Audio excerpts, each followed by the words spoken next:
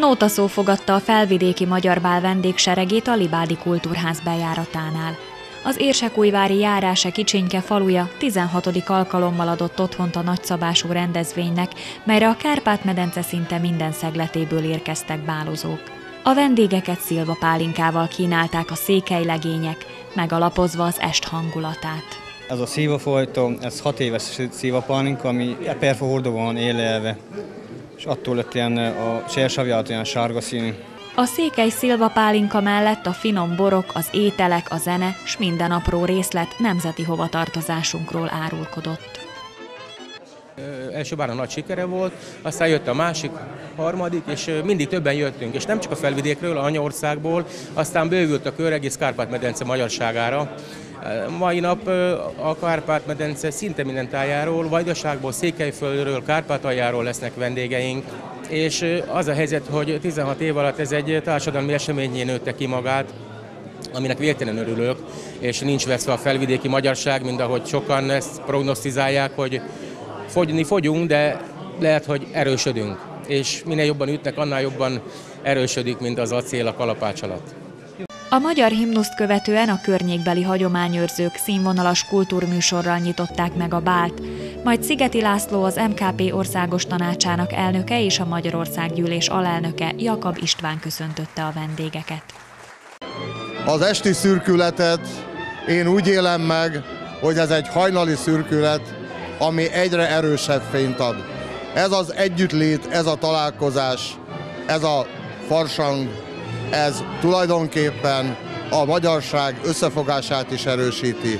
Erősíti az a tudat, az összefogást, hogy együtt vagyunk a munkában, az építkezésben, és együtt vagyunk a jókedv, a vigasságban is.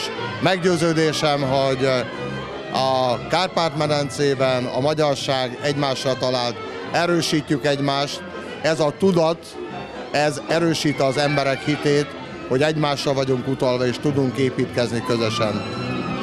A konyhában berettyóújfalui mesterszakácsok sürögtek, forogtak, s készítették az ünnepi menüt. 50 fácán rotyogott a fazekakban. A mai menü az fejedelmi fácánlevesből áll, és a főfogás pedig sertésborda angyalbandi módra, az egy ilyen füstölt kolbásszal, póréhagymával, sajttal töltött sertéshús rántva. A gasztronómiai élvezeteket tetőzte a csörögefánk házi lekvárral, s az éjfél után felszolgált varsági csorbaleves. A bál állandó visszatérő vendégei a hazai politikai élet jeles képviselői, de Balogh Csaba, Magyarország szlovákiai nagykövete is elfogadta a szervezők meghívását. Össze kell fognunk, össze kell tartoznunk, és hát nem csak a hivatalos programokon, nem csak a ünnepi eseményeken, hanem akkor is, amikor egy kicsit a lelkünknek kell összeérni. És az ilyen alkalmak, a programok, az együttlét, a beszélgetések, a tánc, a zene, az erről szól.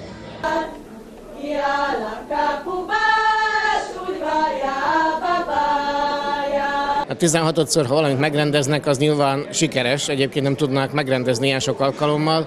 Én sem először járok erre, ezt a bált nem lehet kihagyni, ezen a bálon itt kell lenni, nagyon jó mindig a hangulat, sajátságos hangulata van, olyan hangulat, ami gyakorlatilag más felvidéki városban vagy településen megszervezett bálhoz nem hasonlítható. Ilyen szempontból mindig külön élmény, és ez egy állandó családi pont a feleségemmel, hogy itt kell lenni. Az elmúlt években az egyik legrangosabb eseményé nőtte ki magát a felvidéki magyar bál, melyre a jegyek már hónapokkal ezelőtt elkeltek. A legtöbb bálozó pedig már most lefoglalja helyét a következő bálra.